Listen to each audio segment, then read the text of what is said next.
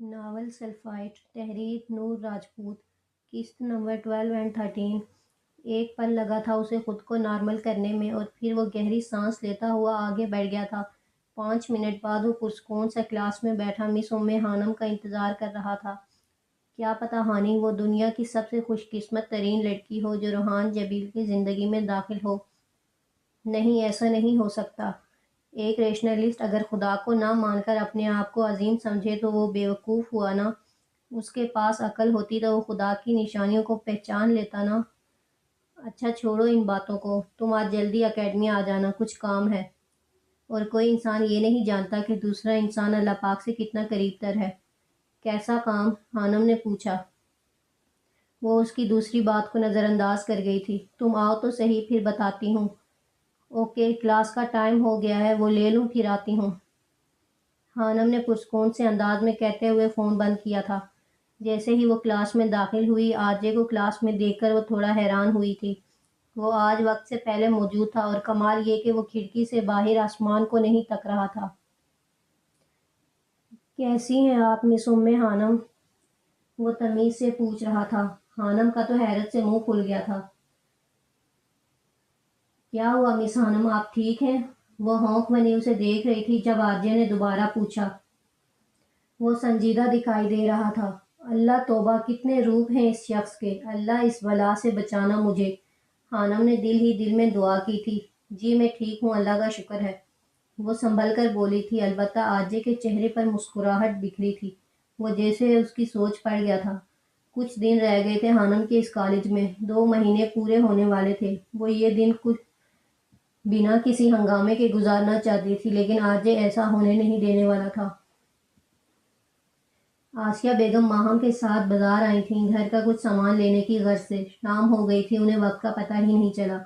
سردیوں کے موسم میں شامیں ویسے بھی جلدی دن کو ختم کر دیتی ہیں۔ جلدی چلو ماہم، ہانی بس آنے والی ہوگی اور کھانا بھی بنانا ہے، آسیہ بیگم نے بے دہانی میں سڑک پار کرتے ہوئے کہا تھا جب سامنے سے آتی گاڑی ان سے ٹکرا گئی تھی۔ امی! ماہم جو تھوڑا پیچھے تھی اس کی خوفناک آواز گونج کر رہ گئی تھی۔ وہ گیٹ سے باہر نکلی تھی، بے دہانی میں راستے میں پڑے ہوئے پتھر سے اس کا پاؤں ٹکرا گیا تھا۔ حسبی اللہ! خانم بڑبڑائی تھی۔ جانے کیوں اس کا دل گھبرا گیا تھا ایک دم۔ اسے سخت غصہ آیا ہوا تھا۔ مہرو نے اسے جلدی آنے کا کہا تھا اور وہ خود وہ آئی بھی نہیں تھی۔ اندھیرا ہونا شروع ہو گیا تھا، ٹھنڈ کی شدت میں بھی اضافہ ہوا تھا۔ وہ جلد از جلد اب گھر پہنچنا چاہتی تھی۔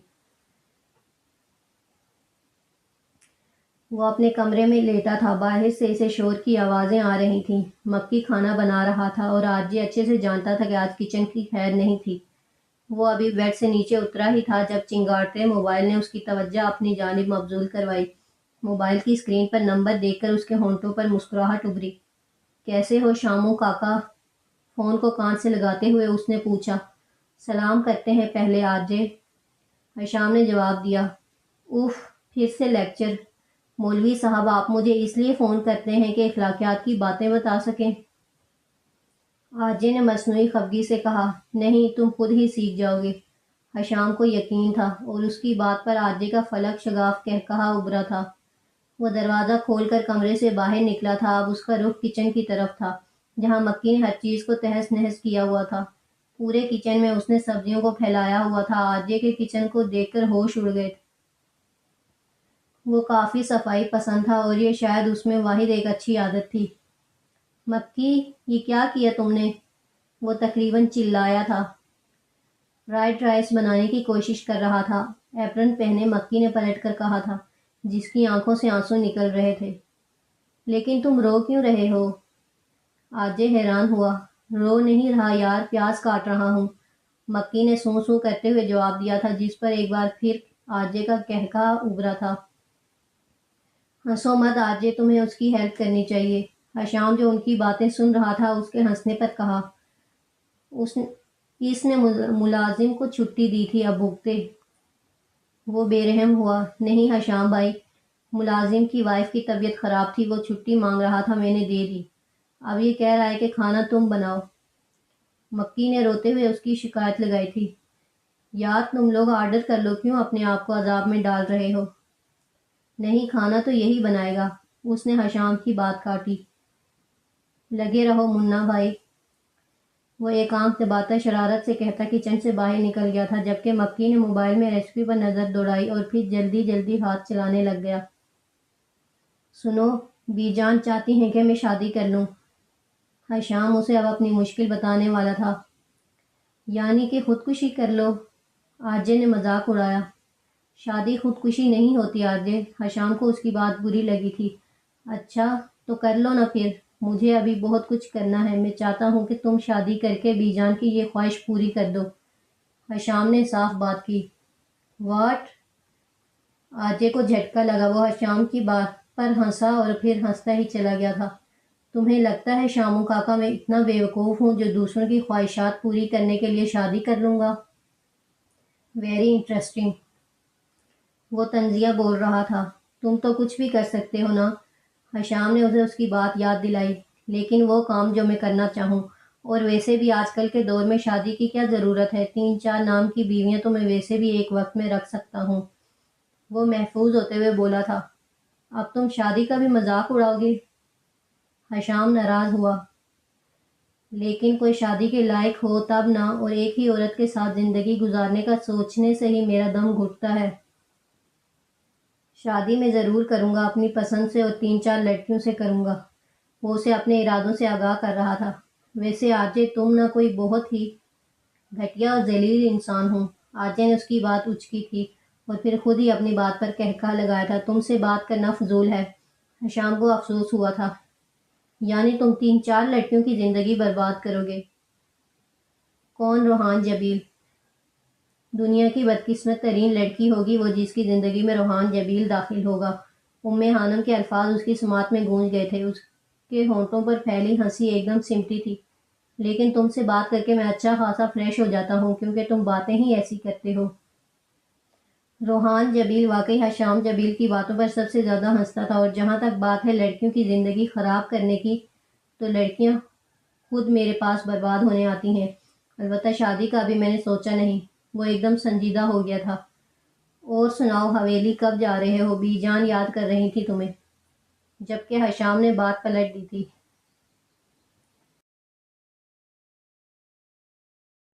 گاڑی چلاتے ہوئے اس کے موبائل پر رنگ ہوئی تھی، جس سے اس کا دھیان بھٹکا اور گاڑی سامنے سڑک پار کرتے ہوئے کسی سے ٹکرا گئی تھی۔ آپ ٹھیک ہیں؟ وہ گھبرا کر گاڑی سے باہر نکلا تھا اور پھر سامنے موجود شخصیت کو دیکھ کر وہ دنگ رہ گیا تھا۔ آسی، وہ بڑبڑایا تھا۔ ماہم ہاتھ میں پکڑے شاپر ایک طرف رکھتے ہوئے آسیہ بیگم کی طرف بڑھی تھی۔ گاڑی نے بس ہلکا سا چھوا تھا۔ سیٹھ ہمدان نے بروقت بریک لگا لی تھی۔ آپ ٹھیک ہیں امی؟ ماہم ایک دم ڈر گئی تھی۔ لوگوں کا ہجوم ان کے ارد گرد جمع ہو گیا تھا۔ ہاں میں ٹھیک ہوں۔ آسیہ بیگم نے اٹھنے کی کوشش کی تھی، لیکن ٹانگ میں ایک ٹھیس سی اٹھی تھی۔ آپ کو نظر نہیں آتا جب ڈرائیونگ نہیں آتی تو روڈ پر کیوں نکلتے ہیں آپ لوگ؟ ماہم اس شخص کو دیکھتے ہوئے ایک دم چیخی تھی۔ آسی تم ٹھیک ہو؟ سیٹھ ہمدان جیسے ٹرانس سے باہر آیا اور آسیہ بیگم کی طرف بڑھا تھا۔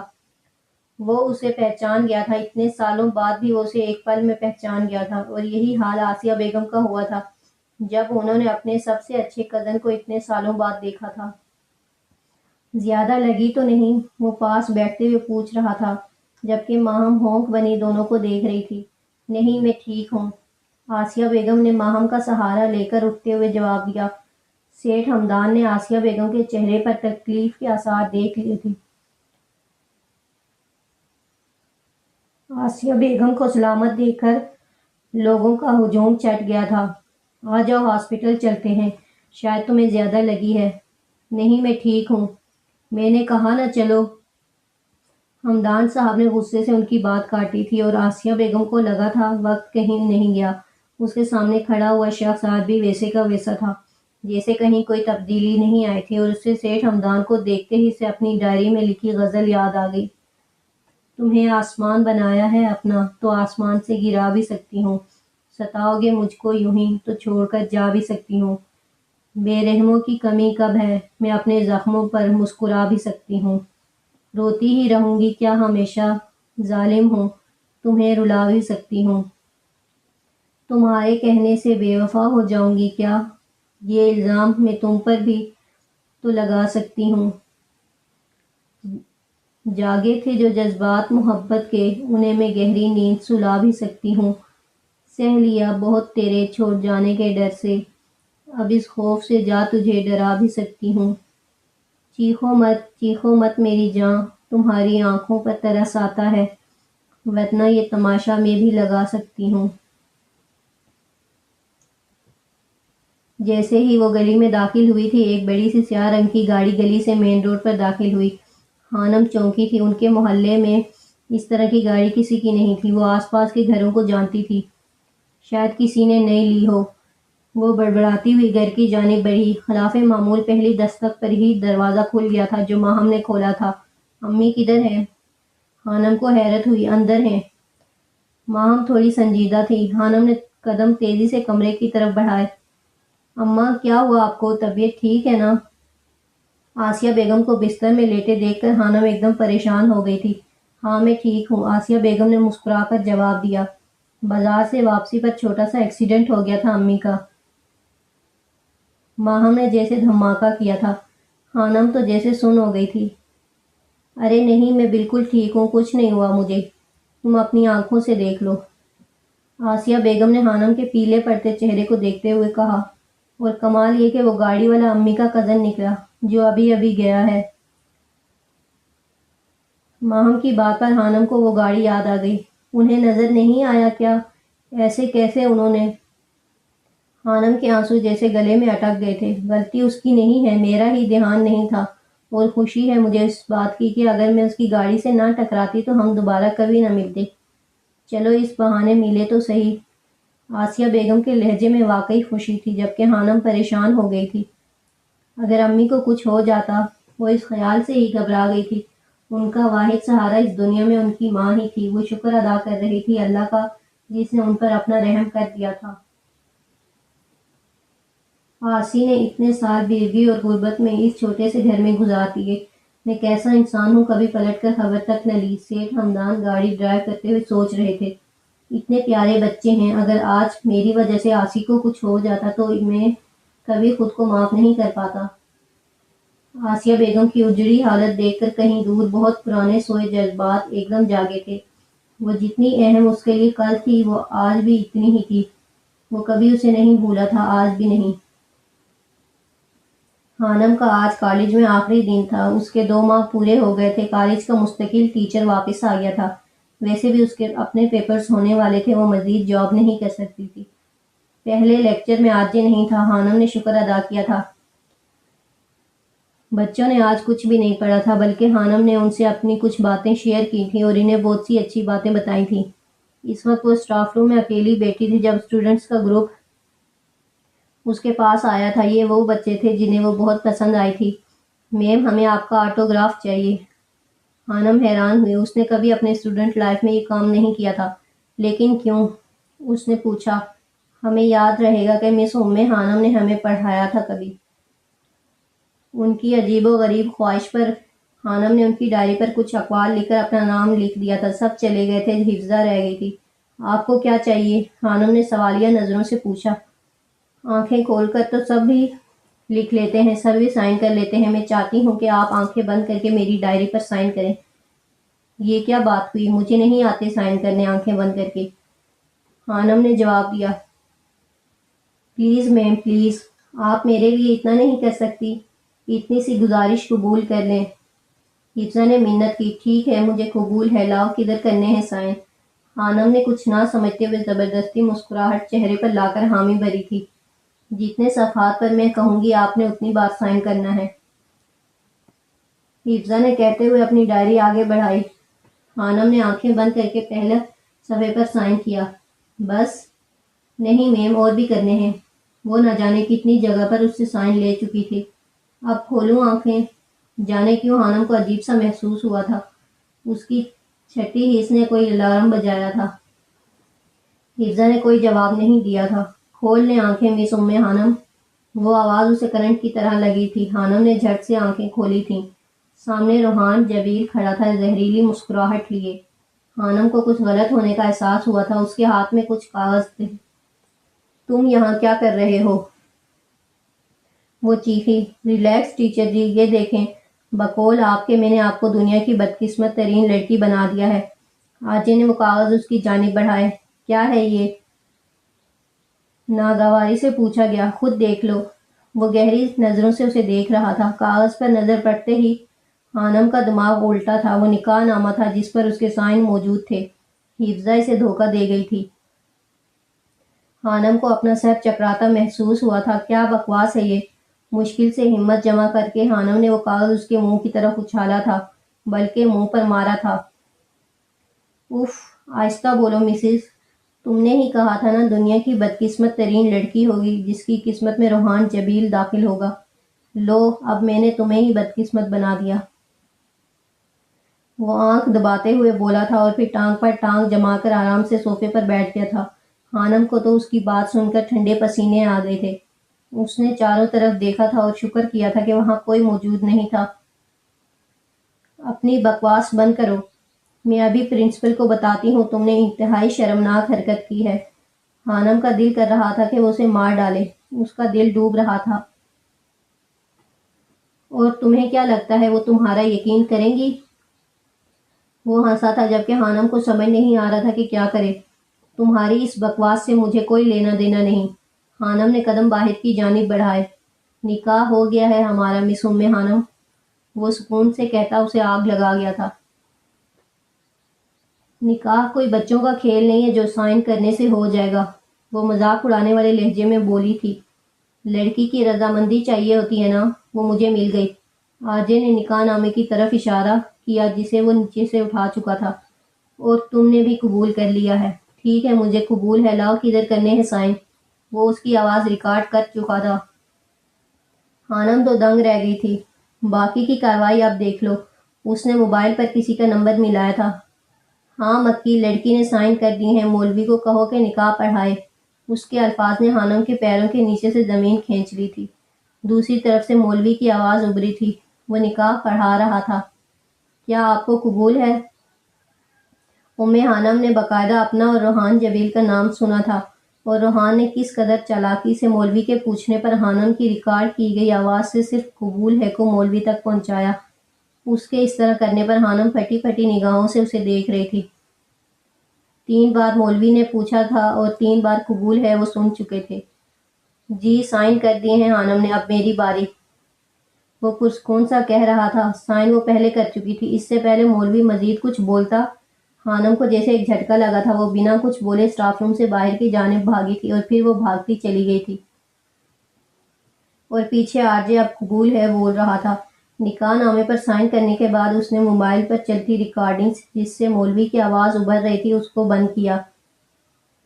اسٹوپڈ، بھاگ گئی ڈر کر، منتیں بھی نہیں کی میری کہ یہ سب نہ کرو۔ اپنی ہی بات پر اس نے کہا لگایا تھا۔ وہ ایک جھٹکے سے صوفے سے اٹھا تھا، نکاح نامے کو پھاڑنے لگا تھا، پھر اچانک کچھ سوچ کر رک گیا۔ کیا پتا کبھی زندگی میں اس کی ضرورت پڑ جائے۔ اس نے خود سے کہا تھا اسے اس وقت نہ تو اس نکاح میں کوئی دلچسپی تھی اور نہ ہی خانم میں۔ اس کے لیے یہ ایک ایڈونچر جیسا تھا۔ خانم کی حالت نے اسے کافی لطف دیا تھا، لیکن حیرت ہے اس گھمنڈی لڑکی نے نہ معافی مانگی اور نہ منتیں کی میری۔ وہ بڑبڑایا تھا اور پھر اس کاغذ کے ٹکڑے کو جیب میں رکھنے کے بعد وہ سیٹی بجاتا اسٹاف روم سے باہر نکل آیا تھا۔ وہ جیت گیا تھا، وہ فتح کا بادشاہ تھا، وہ وقت اور قسمت دونوں پر حکومت کرتا تھا۔ وہ جیسا چاہتا تھا ویسا ہو جاتا تھا۔ وہ فاتح بننا چاہتا تھا۔ اس کالج میں اب اس کی دلچسپی کے لائق کوئی چیز نہیں بچی تھی۔ وہ سیٹی پر دھن بجاتا کالج سے باہر نکل گیا تھا۔ خانم کو اپنا دماغ معاف ہوتا محسوس ہو رہا تھا۔ اسے روحان جبیل سے اس درجہ پاگل پن کی امید نہیں تھی۔ اگر اسے پتا ہوتا کہ وہ ایسا کرے گا تو وہ اس کی لائف پارٹنر کے بارے میں کبھی ایسی بات نہیں کرتی۔ لیکن اب کیا ہوگا؟ اس کا دل بری طرح سے ڈر رہا تھا۔ اللہ، اب کیا ہوگا؟ وہ بہت پریشان تھی، دل بیٹھا جا رہا تھا۔ اگر اس نے پرنسپل کو بتا دیا اور کوئی اور کہانی سنا دی تو سب مجھے برا سمجھیں گے۔ وسوسے سکھائے جا رہے تھے۔ اس نے پڑھا تھا کہ سلفائٹ اپنے عمل اور اپنے رد عمل دونوں سے لوگوں کو چونکا دیتے ہیں، لیکن اس آرجے نے تو اس کا دماغ ہی گما دیا تھا۔ اس نے طے کر لیا تھا کہ اب وہ اس کالج میں کبھی نہیں جائے گی۔ اپنی طرف سے وہ دونوں اس کالج کو ہمیشہ کے لیے چھوڑ گئے تھے۔ آرجے سنا دو کچھ۔ محسن نے اس کی منت کی تھی۔ کلب کی تیز میوزک اور تھرتھراتے جسموں کی بھیڑ میں وہ لوگ پرسکون سے بیٹھے تھے۔ سیاہ رنگ کی جیکٹ کے پیچھے جس پر بڑا سا آرجے لکھا تھا اور گلے میں بے چین پہنے جس پر آرجے لکھا ہوا تھا لٹک رہا تھا، وہ اس کلب کی شان لگ رہا تھا۔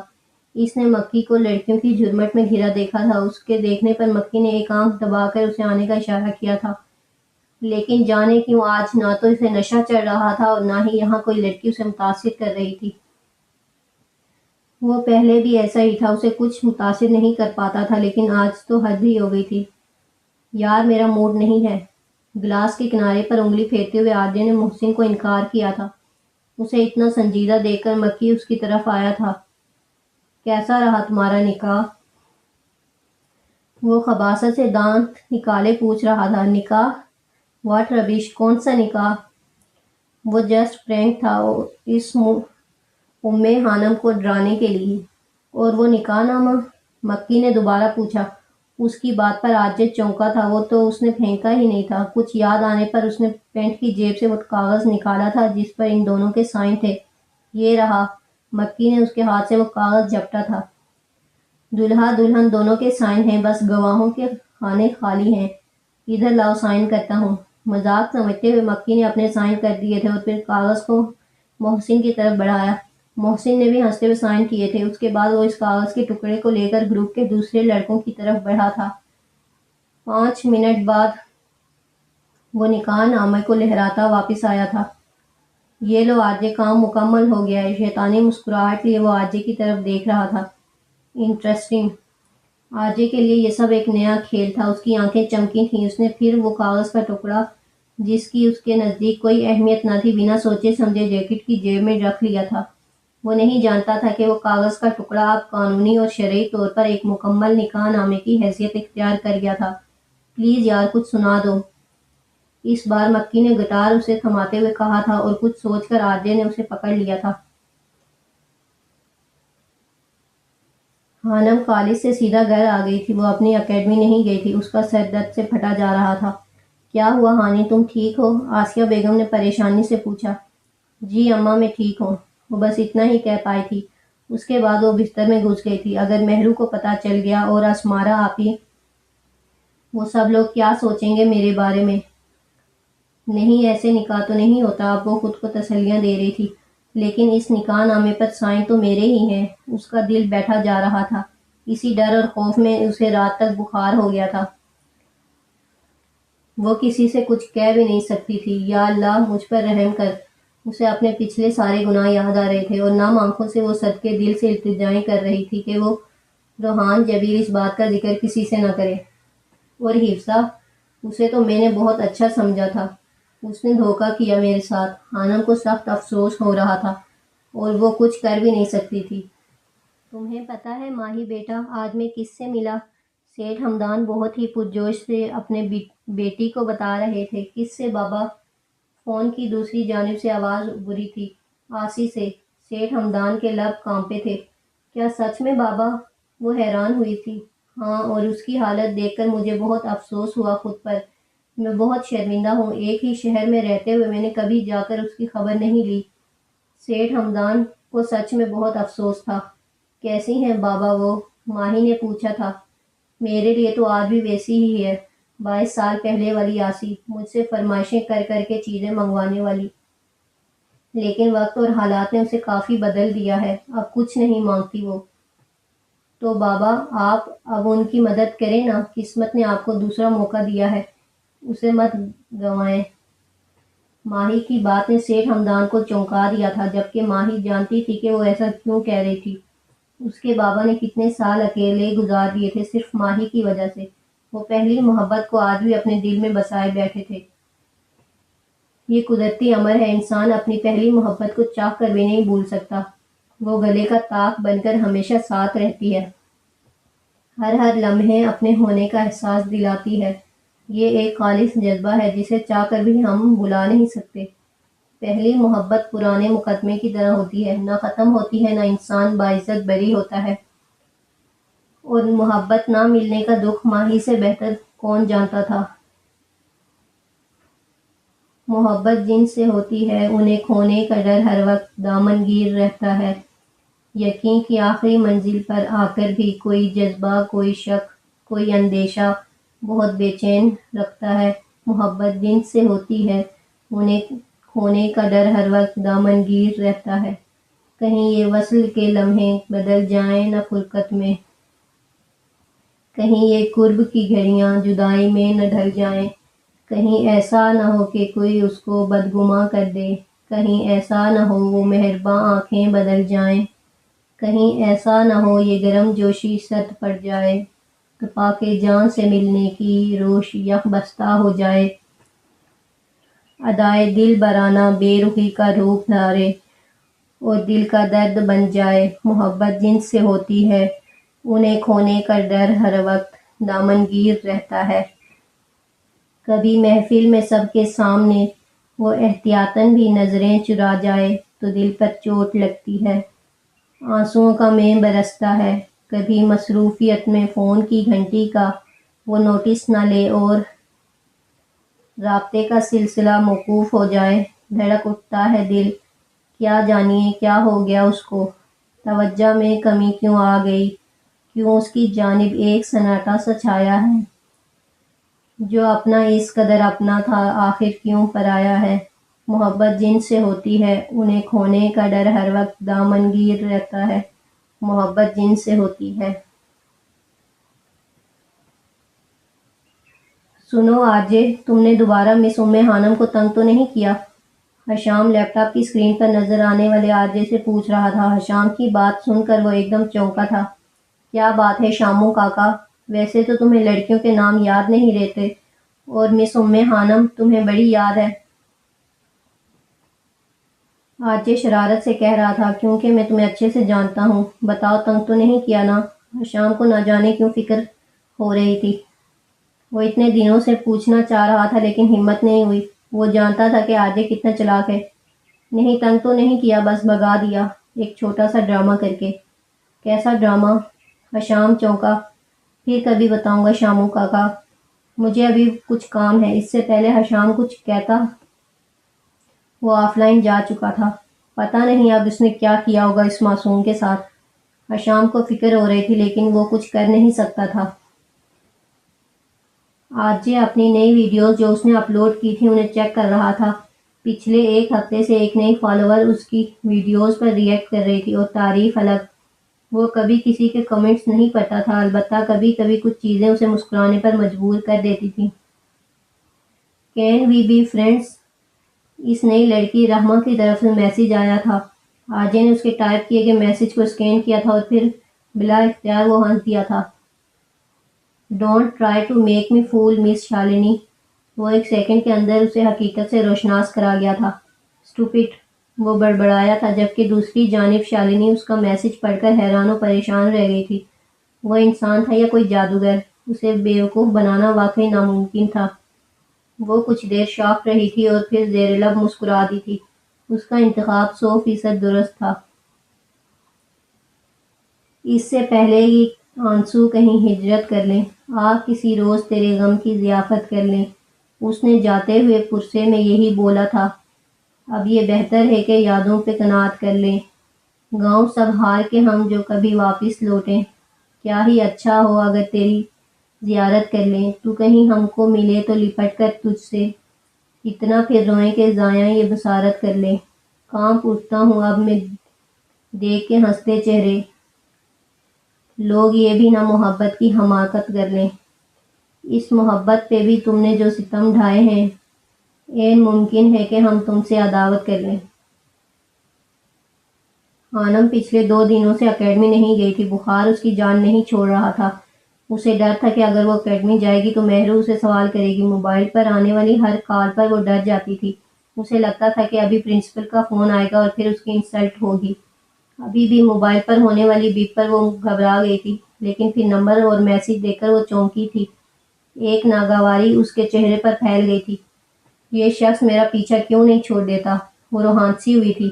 بہت کچھ تھا جو وہ کہنا چاہتی تھی لیکن اسے سمجھ نہیں آتا تھا کہ وہ اپنے احساسات کو کس سے شیئر کرے۔ مہرو سے اس کی بہت اچھی دوستی تھی، اس کے برعکس وہ اس سے اپنے دل کی بات نہیں کر پاتی تھی۔ تھک ہار کر اس نے میسج ڈیلیٹ کیا تھا۔ مجھے نمبر تبدیل کر لینا چاہیے۔ آخر وہ اس آخری نتیجے پر پہنچی تھی۔ اس کی نمازیں لمبی ہوتی جا رہی تھیں، گڑ گڑا کر وہ نہ جانے کیا مانگتی تھی۔ ایک ڈر نے اس کے دل میں ڈیرا ڈال دیا تھا۔ اس نے دوبارہ اکیڈمی جانا شروع کر دیا تھا۔ نہ مہرو نے کوئی بات کی تھی، نہ پرنسپل کا فون آیا تھا، اور نہ آر جے نے کوئی پیش رفت کی تھی۔ دھیرے دھیرے وہ بھی اسے مذاق سمجھ کر بھولنے لگی تھی۔ یہ تمہاری سیلری ہے ہانی، اسمارا آپی نے بھیجی ہے۔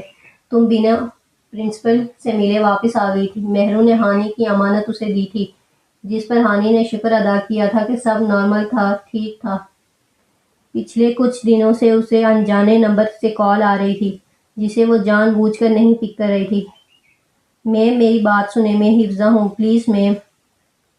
اس کا میسج پڑھنے کے بعد تو خانم کا دماغ گھوما تھا۔ اس نے موبائل ہی بند کر دیا تھا، اور اب پھر کسی اور نمبر سے فون آ رہا تھا۔